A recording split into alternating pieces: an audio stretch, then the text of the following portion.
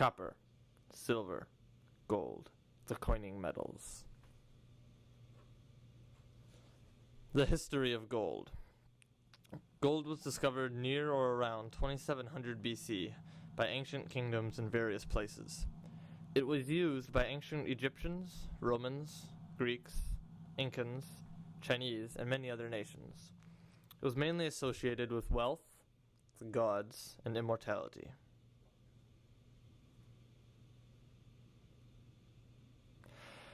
The physical properties of gold were that it was soft, malleable, and a very ductile metal. It could be hammered into a sheet only 230 atoms thick. It was also a very heavy metal and had a melting point of 1062 degrees Celsius and boiling point of 2000 degrees Celsius.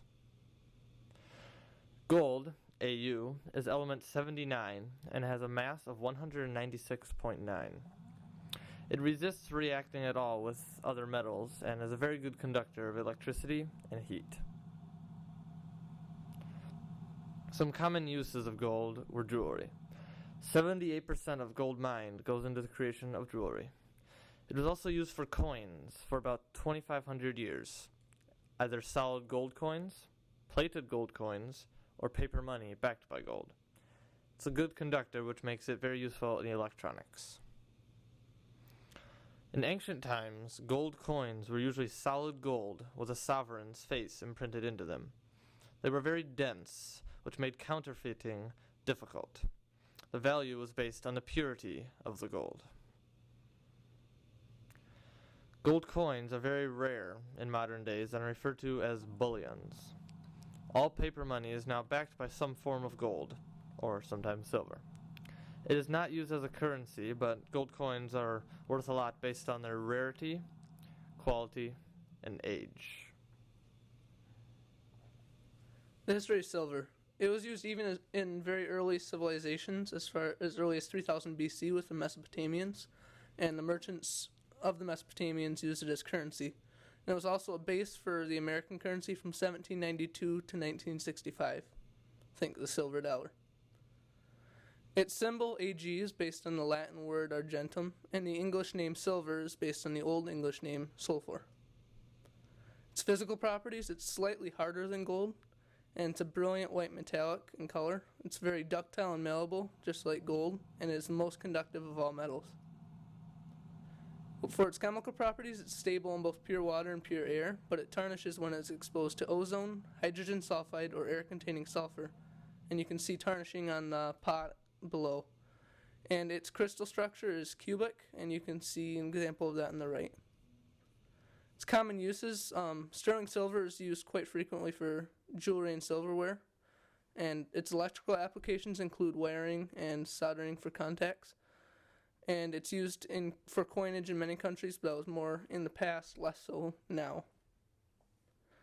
It can also be used to combine with other metals to form alloys. Most often the alloys are used to harden the silver, as it is very soft in its pure form, and copper is quite frequently used with this.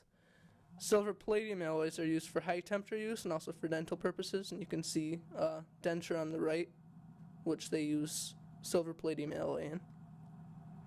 Its mining and smelting. Mexico, China, and Peru are the three largest producers of silver, and the largest mine is located in Cannington, Australia, pictured below.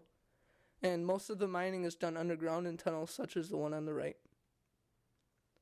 For refining it, most silver is found as an ore combined with a mineral, and in order to refine it, it has to first be crushed, then dissolved in nitric acid to make silver chloride, and you can see a picture of silver chloride on the right.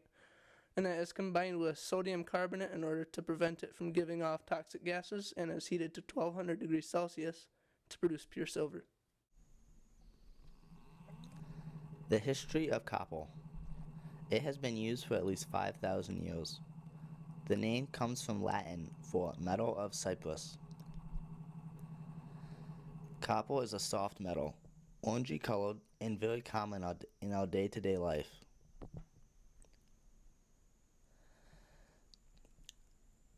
Alloys are a very important property of copper.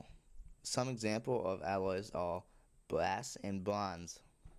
A penny is an alloy of copper, tin, and zinc.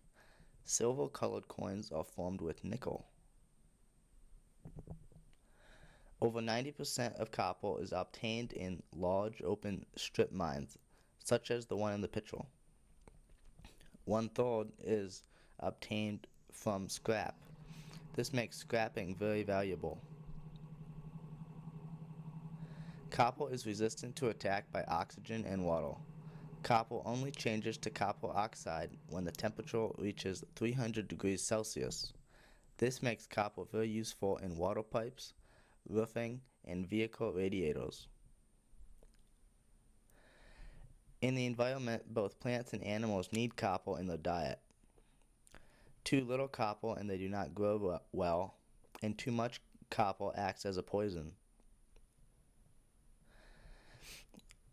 Copper prevents fungi, algae, and bacteria, and it's also used to protect exposed timber, such as fence posts. Copper oxidizes naturally to form a green layer that protects the copper from continued oxidation. This green layer is very aesthetically appealing, so it is extensively used in architecture, such as the Statue of Liberty. Almost all wire is exclusively made of copper. This is because copper is an excellent electrical conductor. Copper is also used in almost all electronics.